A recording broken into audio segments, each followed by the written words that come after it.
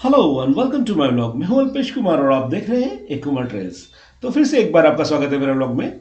तो जैसे कि मैंने पिछली बार आपको दिखाया था कि हम रजांगला आए थे वॉर मेमोरियल देखने के लिए, और यहाँ आपको एक वीडियो जो था हमारे शहीद जवानों के बारे में वो दिखाना था, लेकिन टाइम बहुत ले रहा था, तो मैंने वो दोबारा दिखाने का आपको वादा किया था। वही मैं आज यहाँ वीडियो डाल रहा हूँ।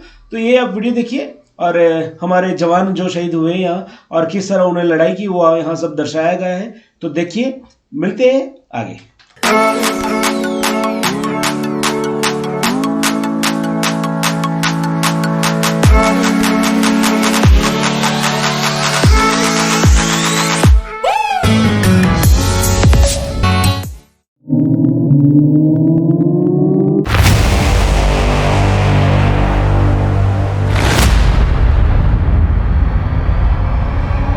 ये ही नहीं कि खून पर इल्जाम आ जाए। हमारे गांव में बहनें उसे राखी न बांधेंगी। पलट के जंग से भाई अगर नाकाम आ जाए।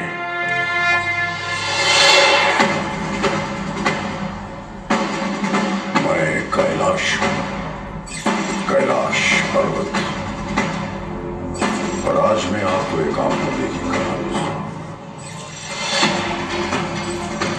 उस पराक्रम की कहानी जो मानवीय शक्ति और सामर्थ्य से भरी, उस शौर्य की कहानी जिसे हमने आंखों से न देखा होता तो किंवदंती कहकर झुठलाते थे।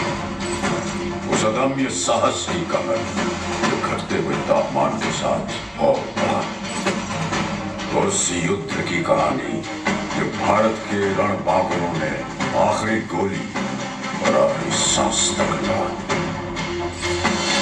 ये कहानी है 1962 के भारत चीन युद्ध की। ये कहानी है रजांगला की। हिंदी चीनी भाई भाई का नारा लगाकर हमारी पीठ में विश्वासघात का खंजर उतार देने वाला चीन आज भी रजांगला की लड़ाई याद करके थर्रा उठता है। बात तब की है जब हमारी आजादी को सिर्फ 15 वर्ष हुए थे। हम घुटनों से उठकर पैरों पर खड़े होने की कोशिश कर रहे थे। हमारे सैनिकों की छातियां साहस और संकल्प से भरी हुई थी, लेकिन हमारे हथियार घर अत्याधुनिक हथियारों से खाली थे। मित्रता की आड़ में छुपकर चीन ने हम पर आक्रमण कर दिया। जब तक हम उनकी नीयत भांप पाते, संभल पाते, वो हमारी सीमाओं के भीतर तक प्रवेश कर चुके थे। चीन की गिद्ध दृष्टि उस सेक्टर पर थी जो सामरिक दृष्टि से जीतना उनके लिए बेहद जरूरी था, चुशूल। इसी के फलस्वरूप जम्मू कश्मीर के बारामूला में स्थित 13 कमांड को चुशूल सेक्टर में डिफेंसेस इख्तियार करने का हुक्म दिया गया।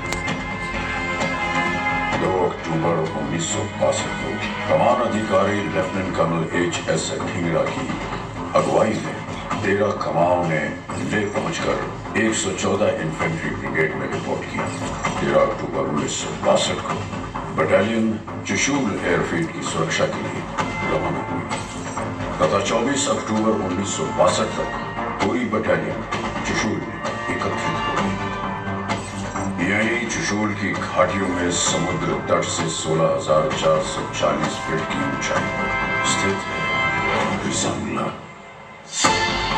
रजांगला दक्षिण पूर्वी दिशा में एक प्रहरी की तरह खड़ा है और चुशूल घाटी को दिन रात सुरक्षा प्रदान कर रहा है। रजांगला पर डिफेंस इख्तियार करने की जिम्मेदारी मेरे उस पराक्रमी बेटे को सौंपी गई जिसे राजस्थान की वीर भूमि ने महाराणा प्रताप और बप्पा रावल की कहानियां सुनाकर पाला था, मेजर शैतान सिंह। दुश्मन किसी भी वक्त रजांगला पर आक्रमण कर सकता था। उल्टी गिनती शुरू हो चुकी थी। एक एक पल हार और जीत का अंतर सिमटता जा रहा था। मेजर शैतान सिंह ने पलक झपकने की प्रतीक्षा भी नहीं की, रजांगला पर अपनी कंपनी द्वारा डिफेंस इख्तियार कर दिया। इन बर्फीली घाटियों पर तापमान 0 शून्य से 40 डिग्री नीचे तक फिसल जाता है और विज्ञान कहता है कि इंसान का शरीर इतनी ठंड बर्दाश्त करने के लिए नहीं बनता। एक बार तापमान में शरीर के अंदर प्रवेश कर गया तो हृदय गति रुकने का डर है। लेकिन अगर कोई ये कहे कि उसे मौत से डर नहीं लगता तो या तो वो झूठ बोल रहा है या फिर वो भारत का सिपाही है। मेजर और उनके लड़ाकों को तापमान की नहीं, हिंदुस्तान की फिक्र थी। 18 नवंबर 1962 प्रातः 4 बजे नायक हुकुमचंद के नेतृत्व में नंबर 8 प्लाटून के एक पेट्रोल ने भारी संख्या में दुश्मन को अपनी प्लाटून की तरफ बढ़ते देखा। उन्होंने तुरंत प्री लाइट फायर और लाइट मशीन गन के बर्स्ट से सबको अलर्ट किया, जिसके फलस्वरूप पूरी कंपनी स्टैंड में आ गई। मेजर शैतान सिंह ने सभी प्लाटून कमांडरों को हुक्म दिया कि वो अपने अपने इलाके के आगे पेट्रोल भेजें ताकि दुश्मन के बारे में अधिक से अधिक जानकारी हासिल की जा सके। जिसके बाद तमाम पेट्रोल्स ने भारी संख्या में चीनी सैनिकों के मौजूद होने की पुष्टि की। सवेरे 5 बजे दुश्मन ने हमारी नंबर 7 और नंबर 8 प्लाटून पर सामने से हमला बोल दिया। दुश्मन का आक्रमण बहुत भारी था, लेकिन हमारी वीरता को हल्का समझने की गलती चीनी कर चुके थे। हमने अपनी लाइट मशीन गन और मोटर्स का मुंह खोल दिया और देखते ही देखते लाशों के ढेर लगा दिए। ज्यादातर चीनी मारे गए और जो बच गए वो जान बचाकर पीछे भागे। सामने से आक्रमण विफल होने के पश्चात दुश्मन ने दूर से गोलीबारी शुरू कर दी। जमादार हरिराम के नेतृत्व में हमने इस गोलीबारी का डट के मुकाबला किया, लेकिन वो गिनती में बहुत ज्यादा थे और हम बहुत कम। चीन की सेना ने इस इलाके पर कब्जा कर लिया और हमारे वीर सिपाही संगीनों पर सर रख के हमेशा के लिए सो गए। तभी उत्तरी छोर से नंबर 7 प्लाटून पर भी दुश्मन ने हमला बोल दिया। जमादार सुरजा ने 3 इंच मोटर सेक्शन को आगे बढ़ते दुश्मन को निशाना बनाने का हुक्म दिया। मोटर सेक्शन ने कारगर फायर डालते हुए दुश्मन को भारी नुकसान पहुंचाया। दुश्मन ने अतिरिक्त जवानों और मीडियम मशीन गन के साथ फिर से हमला किया। इस बार लड़ाई सिर्फ बंदूकों और गोलियों से नहीं, हाथों से भी लड़ी गई। कुश्तीबाज लांस नायक सिंहराम यादव ने 10 चीनी सैनिकों को बालों से पकड़कर चट्टानों पे पटक पटक कर मारना। उनकी फौलादी भुजाओं से टकरा के चीनियों के हौसले चढ़क गए। इस प्लाटून के समस्त सैनिक अटल शौर्य के साथ लड़े और हंसते हंसते वीर गति को प्राप्त हुए। अब दुश्मन अपने आक्रमण का रुख प्लाटून नंबर 9 की ओर मोड़ चुका था। चीनियों ने भीषण गोलीबारी की और हमने एक एक गोली के जवाब में 10-10 छातियां आगे कर दी। मैंने अपनी आंखों से देखा मेजर शैतान सिंह का शौर्य। मैंने देखा उस जाबाज का जलाल, देखा कि कैसे उसके सीने से टकरा के संगीनों की धार मुड़ गई और कैसे उसकी ललकार सुन के चीनी आंखों की नींद उड़ गई। मेजर शैतान सिंह के बदन में चीन का लोहा घुसता रहा और वो दिलेर चीनियों की बुजदली पर घुसता रहा। बदन खून से लथपथ था, लेकिन आवाज में बिजलियां अब तक कड़क रही थी।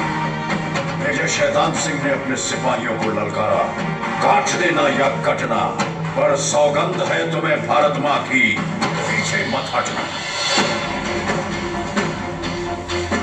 मेजर शैतान सिंह पूरी तरह घायल थे। उन्हें फौरन सुरक्षित ठिकाने की तरफ बढ़ने का आदेश दिया गया, लेकिन उन्होंने इनकार कर दिया। उन्होंने नायक रामचंद्र यादव और उनके साथ एक और जवान को बटालियन हेडक्वार्टर भेज दिया ताकि वो दुश्मन के आक्रमण की खबर पहुंचा सके। मेजर शैतान सिंह आखिरी गोली और आखिरी सांस तक लड़े, फिर भारत मां के चरण अपने प्राणों की आहुति चढ़ाई। तकरीबन 16 घंटों तक चले इस महासंग्राम में चीन ने 1300 सैनिक खो दिए। चीन के अखबारों में भारतीय सैनिकों की वीरता के किस्से छपे। ऐ शहीद मुल्को बिल्लत, मैं तेरे ऊपर निसार, अब तेरी हिम्मत के चर्चे गैर की महफिल में हैं। मेजर शैतान सिंह और उनके साथियों ने चीनियों की हिम्मत तोड़ दी। उन्होंने चुशूल पर कब्जा करने का विचार हमेशा हमेशा के लिए छोड़ दिया। युद्ध के 3 महीने बाद फरवरी 1963 में भारतीय फौजी वहां पहुंचे तो देखा कि बर्फ में सिपाहियों के बदन पकड़ गए थे, लेकिन हाथ से बंदूकें नहीं छूटी थी। मेजर शैतान सिंह को उनकी उत्कृष्ट वीरता, अदम्य साहस, दृढ़ निश्चय और पराक्रम के लिए मरणोपरांत भारतीय सेना के सर्वोच्च सम्मान परमवीर चक्र से अलंकृत किया गया। रिजांगला के युद्ध में वीरता की नई गाथा लिखने वाले जवानों को एक अति विशिष्ट सेवा मेडल, 8 वीर चक्र, 4 सेना मेडल और एक मेंशन इन डिस्पैच प्रदान किया गया। इस युद्ध की स्मृति में 13 कमाओं की चावली कंपनी को पुनर्गठन के बाद रिजांगला कंपनी के नाम से जाना जाता है। ये युद्ध स्मारक रिजांगला के इतिहास का गवाह है। इसके प्रांगण में आहेर गांव उस पवित्र स्थान पर स्थित है जहां भारत माता के इन वीर सपूतों का सामूहिक अंतिम संस्कार किया गया। तत्कालीन brigade commander brigadier TN. Raina द्वारा इन वीर योद्धाओं को मुखांजलि दी गई थी। जो राष्ट्र को धर्म मानते हैं उनके लिए यह स्मारक एक महातीर्थ की तरह वंदनीय है। तुम ही न होते तो दुनिया बबूल हो जाती, जमीन खून से यूं लालाजार करता कौन। हजारों लोग हैं यूं तो जमाने में, लेकिन हमारे वास्ते यूं मुस्कुरा के मरता कौन। रिजांगला मेमोरियल का हर पत्थर एक घोषणा है कि हम भारत के लिए जिएंगे, भारत के लिए मरेंगे। ईश्वर हमारे शत्रुओं पर दया करे, क्योंकि हम तो दया नहीं करेंगे। जय हिंद, जय हिंद की सेना। यहाँ सभी जवान जो शहीद हुए थे उनके बारे में डिटेल में यहाँ ऑडियो वीडियो के द्वारा बताया गया था। और ये सेट्स हैं यहाँ